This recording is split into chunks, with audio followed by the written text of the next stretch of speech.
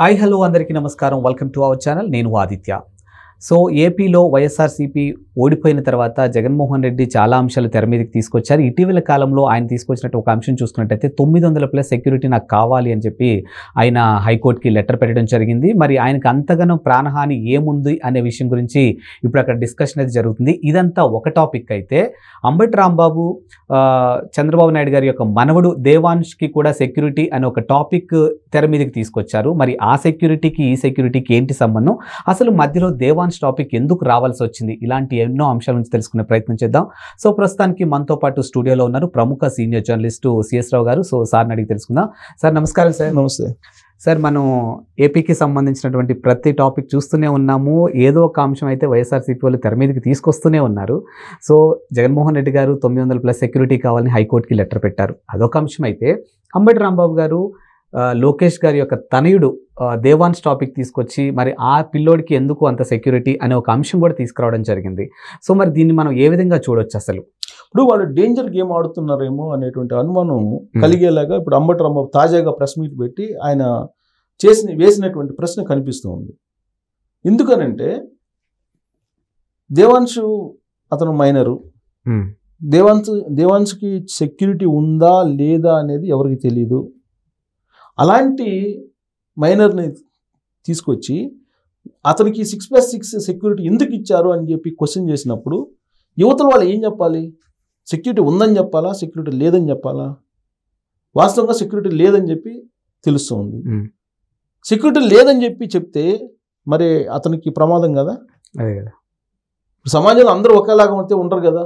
అందులో వైఎస్ఆర్ కాంగ్రెస్ పార్టీలో ఉండేటువంటి వాళ్ళ వ్యవహారం ఎలా ఉంటుందనేది గత 5 సంవత్సరాల నుంచి అధికారంలో ఉన్నప్పుడు చూసాం, అధికారం లేనప్పుడు చూసాం కదా. ఇప్పుడు దేవాన్ష్కి సెక్యూరిటీ ఉందని చెప్పాలా, సెక్యూరిటీ లేదని చెప్పాలా? ఉందని చెప్తేనేమో దేవాన్ష్కి సెక్యూరిటీ ఎందుకు అంత అని అడుగుతారు, లేదు అని చెప్తేనేమో ఏదో దుండగులు మరి సెక్యూరిటీ లేదని అంటే దుండగులు కన్నేసే అవకాశం ఉంది కదా, కన్నేసే అవకాశం అయితే ఉంది కదా, ప్రమాదం కదా అది. అంటే ఏ ఉద్దేశంతో ఈ అంశాన్ని లేపారు వైఎస్ఆర్ కాంగ్రెస్ పార్టీ వాళ్ళు? అంబటి రాంబాబు వైఎస్ఆర్ కాంగ్రెస్ పార్టీ అంటే జగన్మోహన్ రెడ్డి ఆదేశాలతో కదా ఇవన్నీ కూడా వచ్చేది. మొదటి నుంచి కూడా వైఎస్ఆర్ కాంగ్రెస్ పార్టీ రాజకీయాల్లోకి వచ్చిన తర్వాత నుంచి వాళ్ళు చేసినటువంటిది ఏంటంటే రాజకీయాల్లాగా చూడట్లేదు. వాళ్ళు ఏం చేస్తున్నారు? రాజకీయాల్లో చూడకుండా ఇళ్లలోకి వెళ్తున్నారు. ఇళ్లలోకి వెళ్ళి ఇళ్లలో మహిళలను కూడా టార్గెట్ చేస్తున్నారు. ప్రైవేట్ జీవితాల్లోకి వెళ్తున్నారు. కొన్ని అంశాలు చెప్పగలిగినవి ఉంటాయి, చెప్పలేనివి ఉంటాయి. అలాంటి వాటి జోలికి వెళ్ళిపోయి నానా రకాలుగా సోషల్ మీడియాలో రకరకాలుగా ప్రైవేట్ జీవితం గురించి దుర్భాషలాడటం, ప్రైవేట్ జీవితం గురించి ఉన్నది లేనిది క్రియేట్ చేయటం, పోస్టులు పెట్టడం, అలాంటివన్నీ చేసి రాజకీయాల్ని కంప్లీట్గా పతనవస్థకు తీసుకెళ్లడంలో వైఎస్ఆర్ కాంగ్రెస్ పార్టీ కీలక పాత్ర పోషించింది. మరి తెలుగుదేశం పార్టీ సంగతి ఏంటి అని అడగచ్చు చూసేవాళ్ళు. అదేమో తక్కువేం చేయాల. ఇప్పుడు ఒక చెయ్యి అలా అన్నప్పుడు ఇంకో చెయ్యి కూడా ఇలా అంటదిగా. గుడ్డు ముందా ఇట్టు ముందా అని అంటే, గుడ్డు ముందా పిల్ల ముందా అని అంటే మనం దానివల్ల డిబేటబుల్ అని వీళ్ళు చేశారు కాబట్టి వాళ్ళు చేశారు కాబట్టి వీళ్ళు చేశారు అని చెప్పి ఎవరు ముందు చేశారు అనేది క్వశ్చన్ కాదు. ఇప్పుడు షర్మిలాకు సంబంధించిన ప్రైవేట్ జీవితంలోకి ఎవరు వెళ్ళారు? అసలు షర్మిల రాజశేఖర రెడ్డి పుట్టలేదని చెప్పి ఎవరు చేశారు ప్రచారం? వైఎస్ఆర్ కాంగ్రెస్ పార్టీ సోషల్ మీడియానే కదా చేసింది. షర్మిల జగన్మోహన్ రెడ్డిని ఓడించమని చెప్పి ఆ తర్వాత వివేకానంద రెడ్డి మర్డర్ కేసులో నిందితుడికి సీట్ ఇవ్వద్దని చెప్పేసి డిమాండ్ చేసినందుకు ఆవిడ ప్రైవేట్ జీవితంలోకి వెళ్ళి ఆవిడ అసలు రాజశేఖర రెడ్డి పుట్టలేదని చెప్పి విజయమస్యాలన్నీ శంకించారు. ఇదే YSR Congress party social media. తర్వాత అసెంబ్లీ వేదికగా చంద్రబాబు నాయుడు మిసెస్ శీలాన్ని శంకిస్తూ మాట్లాడారు. లోకేష్ పుట్టుకు గురించి కూడా మాట్లాడారు. ఆ తర్వాత అసలు ఏ స్థాయిలోకి వెళ్ళిపోయారంటే వాళ్ళు షర్మిలాకి ప్రభాస్కి ఏదో ఉంది అని క్రియేట్ ఒకటి చేశారు. ప్రైవేట్ జీవితాల్లోకి వెళ్ళిపోయారు కదా. అసలు ఏ రకంగా ప్రైవేట్ జీవితాల్లోకి వెళ్ళిపోయారంటే అసలు చిన్నపిల్లలను కూడా వదిలిపెట్టకుండా వెళ్ళిపోయారు. ఇప్పుడు దేవాన్ష్ని మళ్ళీ సీన్లోకి తీసుకొచ్చారు. ఎందుకు తీసుకొచ్చారు? సెక్యూరిటీ విషయంలో అవసరం ఏముంది? ఇప్పుడు జగన్మోహన్ రెడ్డి సెక్యూరిటీ కావాలి, సరే హైకోర్టులో పిటిషన్ వేశారు. ఆయన ఏమంటాడు? జూన్ 3వ తారీఖున నాకు ఏదైతే సెక్యూరిటీ ఉందో జూన్ 3వ తారీఖు వరకు నాకు ఆ సెక్యూరిటీ కావాలి అని అడుగుతారు. అది సాధ్యమా? ముఖ్యమంత్రికి ఉన్నటువంటి సెక్యూరిటీ ఏదైతే ఉందో ఆ సెక్యూరిటీ నాకు కావాలి, ముఖ్యమంత్రి హోదాలో ఉన్నప్పుడు తనకు ఉన్నటువంటి సెక్యూరిటీ ఏదైతే ఉందో అదే నాకు కావాలి అంటారు. నువ్వు ముఖ్యమంత్రిగా లేవు కదా ఇప్పుడు, పులివెందుల ఎమ్మెల్యే నువ్వు, అంతే కదా.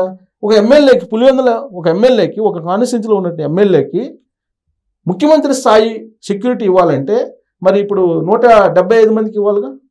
175 మంది ఎమ్మెల్యేలు ఉన్నారు కదా ఏపీలో, మరి వాళ్ళందరికీ కూడా ఇలానే ఇవ్వాలిగా. అంటే ఒక్కొక్కరికి 900 మందిని ఇవ్వాలి. ఇప్పుడు ఆయన 900 మంది ఉన్నారు. జూన్ 3వ తారీఖున ఆయన సెక్యూరిటీ సుమారుగా 900 పైగా ఉన్నారు.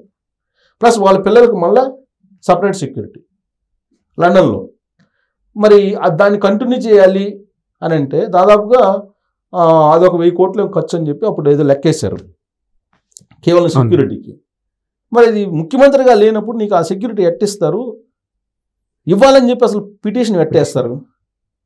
ప్రజలు ముఖ్యమంత్రిగా నువ్వు పనికిరావు అని చెప్పి దారుణమైనటువంటి ఓటమిని ఇస్తే మళ్ళీ నాకు ముఖ్యమంత్రి తరహా సెక్యూరిటీ ఇవ్వాలని చెప్పేసి అడుగుతావు. నిజంగా కూడా ఆ సెక్యూరిటీ కంటిన్యూ చేశారనుకో, నెక్స్ట్ పిటిషన్ ఏం వేస్తారు తెలుసా ఆయన? నాకు అనిపిస్తుంది, నేను ఎక్కడికి వెళ్ళినా కానీ చెట్లు కొట్టేయండి, పరదాలు కట్టండి, తర్వాత స్కూల్స్కి సెలవు ఇచ్చేయండి, ఈ పిటిషన్ కూడా వేస్తారేమో, వేసే అవకాశం ఉంది. ఇప్పుడు ఆయన ఓడిపోయిన తర్వాత ఆయన ప్రవర్తన ఎలా ఉందంటే, ఆయన విమర్శించడం కాదు, వాస్తవాలు తెలుసుకోవాలి కదా. సమాజం ఏమనుకుంటుంది మనం చేసేటువంటి డిమాండ్ల మీద అనేది తెలుసుకోవాలిగా. ఇప్పుడు ఆయన ఓడిపోగానే ఏం చేశాడు, ప్రమాణ స్వీకారం అప్పుడు చంద్రబాబు నాయుడు తర్వాత నేను ప్రమాణ స్వీకారం చేయాలని చెప్పి కండిషన్ పెట్టాడు. ఎట్టిస్తారు? ప్రతిపక్ష హోదా లేదు. సరే అప్పటికి కూడా తన్ని గౌరవంగానే చూసినట్టు మనం చూసాం. ఇది అసెంబ్లీలోకి నేరుగా కారు లోపల రానిచ్చారు. చంద్రబాబు నాయుడు ప్రమాణ స్వీకారం తర్వాత పవన్ కళ్యాణ్ ప్రమాణ స్వీకారం తర్వాత జగన్మోహన్ రెడ్డి ప్రమాణ స్వీకారం చేసేట్టున అవకాశం ఇచ్చారు. కానీ ఆయన ప్రమాణ స్వీకారం చేసే అవకాశం ఇచ్చినప్పుడు నువ్వు కూర్చోవాలిగా, సభ్యులందరూ ప్రమాణ స్వీకారం అయిపోయేదాకా నువ్వు ప్రమాణ స్వీకారం చేసి వెళ్ళిపోయాడు. ఆయన అసెంబ్లీ నుంచి వెళ్ళిపోయి అక్కడి నుంచి ఒక లెటర్ రాశారు స్పీకర్కి. ఏం రాశాడు? నాకు ప్రతిపక్ష హోదా కావాలి, ప్రతిపక్ష హోదా 10% ఉంటేనే ఇవ్వాలి అనేది ఎక్కడా లేదు చట్టంలో, కాబట్టి నాకు ప్రతిపక్ష హోదా ఇవ్వాలి అని ఒక లెటర్ రాశాడు స్పీకర్కి. స్పీకరు మొత్తం కౌల్ అండ్ షక్దార్ రూల్స్ అన్ని చూసిన తర్వాత, చూస్తారు కదా ఎవరైనా, మొత్తం అసెంబ్లీ ప్రొసీజర్స్ దాని నిబంధనలు అన్ని చూసిన తర్వాత, మార్గదర్శకాలు అన్ని చూసిన తర్వాత 10% మినిమం లేకపోతే ప్రతిపక్ష హోదా రాదు అని చెప్పేసి పక్కన పెడితే ఆయన హైకోర్టులో పిటిషన్ వేశాడు. హైకోర్టులో ఏం పిటిషన్ వేశారు? నాకు ప్రతిపక్ష హోదా కావాలి అని చెప్పి పిటిషన్ వేశారు. ప్రతిపక్ష హోదా కావాలని చెప్పి హైకోర్టు ఇవ్వమని చెప్పిద్దా? హైకోర్టు ఒకవేళ అనుకుందాం, హైకోర్టు డైరెక్షన్ ఇచ్చిద్ది అనుకుందాం. హైకోర్టు డైరెక్షన్ ఇస్తే ప్రతిపక్ష హోదా స్పీకర్ ఇస్తారా? ఒకవేళ స్పీకర్ ఇస్తారు కూడా అనుకుందాం. నెక్స్ట్ పిటిషన్ నాకు ముఖ్యమంత్రి కావాలి పదవి అని చెప్పి పిటిషన్ వేస్తాడు. హైకోర్టు ముఖ్యమంత్రి ఇచ్చేసేయండి జగన్మోహన్ రెడ్డి కంటే ఇస్తారా? ఇవ్వరు కదా. ఇది కామన్, దానికేం పెద్ద చట్టాలు తెలియాల్సిన అవసరం లేదు. కామన్గా లాజిక్గా ఆలోచిస్తే వచ్చేటువంటి సందేహాలే కదా ఇవన్నీ. అది సాధ్యం కాదు కదా. అసలు లెజిస్లేషన్ని డిక్టేట్ చేసేటువంటి అధికారం న్యాయ వ్యవస్థకి రాజ్యాంగంలో ఎక్కడ ఇవ్వలేదు. అలాగే న్యాయ వ్యవస్థను డిక్టేట్ చేసేటువంటి అధికారం లెజిస్లేషన్కి ఇవ్వలేదు. ఆయన 5 సంవత్సరాలు ముఖ్యమంత్రిగా చేశాడు, అంతకుముందు ఎంపీగా చేశాడు, ప్రతిపక్ష నేతగా చేశాడు. ఆ మాత్రం తెలియదు. చిన్న లాజిక్కే కదా అది. పదవి మీద వ్యామోహం పోలేదంటారా? ఇప్పుడు అదే అనుకోవాలి. ఇప్పుడు ఆయన వ్యవహరిస్తున్నటువంటి తీరు ఇప్పుడు ఏంటి, నాకు సెక్యూరిటీ కావాలి అన్నట్టు. సెక్యూరిటీ ఎలా ఇస్తారు? దానికి సెక్యూరిటీకి కొలమానాలు ఉంటాయిగా. అక్కడ మొత్తం రివ్యూ చేస్తారు. రివ్యూ చేసి నీకు ఎంత సెక్యూరిటీ ఇవ్వాలో అంతే ఇస్తారు. అంతే తప్ప నువ్వు కోరినట్టు ఇవ్వరు కదా. ఇప్పటికీ కూడా ఆయన గౌరవిస్తున్నారు. ఇప్పుడు ఆయన సెక్యూరిటీ ఆయనకు ఉంది. ఇంతకుముందు సెక్యూరిటీ ఏది ఉందో అదే కంటిన్యూ చేస్తున్నామని చెప్పి హైకోర్టులో చెప్పారు. ఏజీ చెప్పారు. ఇప్పుడు ఆయనకి ఏంటి, ప్రధానమంత్రికి 600+ ఏదో ఉంది అని చెప్పి సుమారుగా చెప్తున్నారు. చంద్రబాబు నాయుడికి 300+ ఉన్నాయి. ఈయనకి 900+ సెక్యూరిటీ ఉంది. ఇప్పుడు సోషల్ మీడియాలో కూడా ఆ సంఖ్య తిరుగుతుంది. ఇప్పుడు భారతదేశ ప్రధానమంత్రి నరేంద్ర మోడీకి 600+ సెక్యూరిటీ ఉంది. చంద్రబాబు నాయుడు Z+ కేటగిరీ, ఆయనకి అలిపిరి నక్సలైట్లు బాంబ్ బ్లాస్ట్ తర్వాత ఆయనకి Z+ సెక్యూరిటీ ఇచ్చారు. ఆయనకి బ్లాక్ కమాండర్స్తో పాటు ఆయనకి 300+ సెక్యూరిటీ ఉంది 3 షిఫ్ట్లో. నరేంద్ర మోడీకి ఎలాగో ప్రధానమంత్రి కాబట్టి, భారతదేశ ప్రధానమంత్రి కాబట్టి ఆయనకు ఉగ్రవాదుల థ్రెట్ ఉంటుంది కాబట్టి ఆయనకి 600+ సెక్యూరిటీ ఇచ్చారు 3 షిఫ్ట్లో. జగన్మోహన్ రెడ్డికి ఏం థ్రెట్ ఉందని చెప్పి నీకు 900+ సెక్యూరిటీ ఇస్తారు. అయినా కానీ 900+ ఉంది అని చెప్పి హైకోర్టుకి చెప్పారుగా వీళ్ళు. అది మేమేం తీసేయలేదు. కాకపోతే సీఎం హోదాలో ఇచ్చేటువంటి జామర్ వెహికల్ను ఇంకొక కొన్ని వెహికల్స్ మాత్రమే కట్ చేసి తప్పితే, అంటే ముఖ్యమంత్రి హోదాలో ఇచ్చేటువంటి ఫెసిలిటీస్ ప్రైమ్ ఫెసిలిటీస్ ఏవైతే ఉన్నాయో వాటిలో 1-2 తగ్గించేది తప్పితే మిగతా అన్ని ఉన్నాయని చెప్పారు కదా హైకోర్టుకి. ఆయన ఏమంటాడు, నాకు పగిలిపోయిన అద్దం ఇచ్చారు, ఇది bullet proof vehicle, jammer vehicle కావాలి అని చెప్పి చెబుతాడు ఆయన. సార్ దాని వాళ్ళ వాదన ఏదో విన్నారు హైకోర్టు, వీళ్ళు ఏదో చెప్పారు. అసలు సెక్యూరిటీ ఇవాళ వద్దా అని నిర్ణయించేది ఎవరు? సెక్యూరిటీ వింగ్ ఉంటుంది దానికి. ఇప్పుడు చంద్రబాబు నాయుడుకి అప్పుడు సెక్యూరిటీ కుదించినప్పుడు సెంట్రల్ హోమ్ మినిస్టర్ రివ్యూ చేశారు, ఇక్కడికి వచ్చి కమాండర్ చీఫ్ వచ్చారు, ఇక్కడికి ఎన్ఎస్జీ చీఫ్ వచ్చారు. ఎన్ఎస్జీ చీఫ్ వచ్చి రెక్కి నిర్వహించి చంద్రబాబు నాయుడు రోజు డైలీ యాక్టివిటీస్ ఎలా ఉంటాయి, పార్టీ ఆఫీసులో ఎలా ఉంటుంది, ఇంటి దగ్గర ఎలా ఉంటుంది, ఇవన్నీ రెక్కి నిర్వహించి ఎన్ఎస్జీ కమాండర్స్ని పెంచారు. అప్పుడు అలానే రివ్యూ చేస్తారు. ఇప్పుడు జగన్మోహన్ రెడ్డి ఏం చేశాడు, అధికారంలో ఉన్నప్పుడు ఎస్ఎస్జి అనేది ఒకటి పెట్టుకున్నారు, స్పెషల్ సెక్యూరిటీ గ్రూప్ అనేది ఒకటి పెట్టుకొని దాదాపు 900 మందిని పెట్టుకున్నారు ఆయన. 900 పెట్టుకొని ఆయన రోప్ పార్టీ, తర్వాత ఎస్పీ స్థాయి అధికారి సెక్యూరిటీ బయటికి పోయినప్పుడు ఇవన్నీ పెట్టుకున్నారు. సీఎంగా ఉన్నప్పుడు ప్రత్యేకమైన చట్టం తీసుకొచ్చుకున్నాడు ఆయన. కానీ విచిత్రం ఏంటంటే, చాలా ఇంపార్టెంట్ పాయింట్, ఆయన తయారు చేసినటువంటి చట్టంలో ముఖ్యమంత్రిగా ఉన్నప్పుడు కేవలం ఈ సెక్యూరిటీ ముఖ్యమంత్రి హోదాలో ఉన్నటువంటి వాళ్ళకు మాత్రమే ఇవ్వాలి, ఎస్ఎస్జి అనేది ఆయన తయారు చేసిన చట్టంలోనే పెట్టారు. అంటే మళ్ళీ చంద్రబాబు నాయుడుకి ఏమైనా ఇస్తారేమో, బలమైన ప్రతిపక్షం వస్తే అనే ఉద్దేశంతో అప్పుడు ఆయన ఓన్లీ ముఖ్యమంత్రికి మాత్రమే ఈ సెక్యూరిటీ ఉంటుందని చెప్పి ఆ క్లాజ్ పెట్టాడు. ఆ చట్టం చదువుకోవాలి, ఆయన తయారు చేసినటువంటి చట్టం ఆయన తయారు చేసుకుంటే అర్థమవుతుంది. ఇప్పుడు ఆయన ముఖ్యమంత్రి కాదు కదా, మరి అది ఆయన తయారు చేసినటువంటి చట్టం ప్రకారమే ఎస్ఎస్జి గ్రూప్ ఏదైతే సెక్యూరిటీని పెట్టుకున్నాడు 900+ని, అది ముఖ్యమంత్రి హోదా లేనప్పుడు చెల్లదని చెప్పి ఆయన తయారు చేసిన చట్టంలో ఉంది కదా, అది చూసుకోవాలి కదా. ఆయన తయారు చేసిన చట్టం ప్రకారం యాక్చువల్గా అయితే తొలగించాలి సెక్యూరిటీ, కానీ వీళ్ళు తొలగించలేదు ఇంకా బేసికల్గా.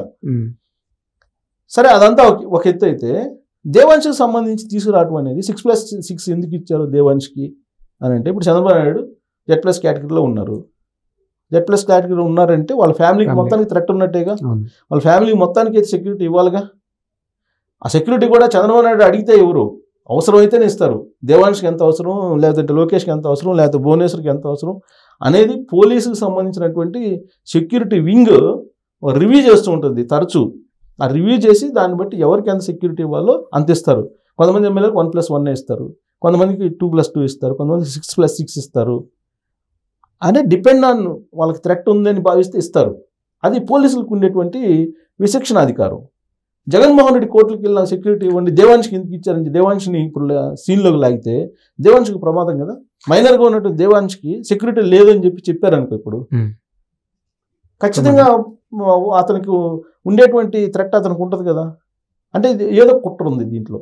అంటే దేవాంష్ని లాగారు అని అంటే సీన్లోకి డెఫినెట్గా దీని వెనక ఏదో కాన్స్పిరసీ వాళ్ళకి ఉంటుంది అనేటువంటి అనుమానం రాక తప్పదు కదా. ఇప్పుడు సార్ ఫైనల్గా చూసుకుంటే ఈ అంశాన్ని, ఇప్పుడు వైఎస్ఆర్సీపీకి ప్రతిపక్ష హోదా లేదు కాబట్టి, అక్కడ ఎలాగో అసెంబ్లీలో మాట్లాడలేరు కాబట్టి, బయట కూర్చొని వ్యక్తిగతంగా విమర్శలు చేయడానికి మరోసారి దారి తీస్తున్నారు అని చెప్పొచ్చా సార్ దీన్ని? ఇప్పుడు విమర్శలు చేసుకోవచ్చు, ప్రతి విమర్శలు చేసుకోవచ్చు, దాంట్లో తప్పలేదు. వ్యక్తిగత విమర్శలు అంటే వ్యక్తిగతంగా కాకుండా పాలసీకి సంబంధించినటువంటి విమర్శలు చేసుకుంటే బాగుంటుంది.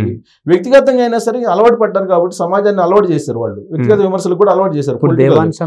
దేవాంశ్ అనేది రాకూడదు కదా మైనరు. ఇప్పుడు నేను అనేది అదే, ఇళ్లలో ఉండేటువంటి మహిళలకు ఏం సంబంధం రాజకీయాలతోటి, దేవాంష్కి రాజకీయాలతోటి ఏం సంబంధం?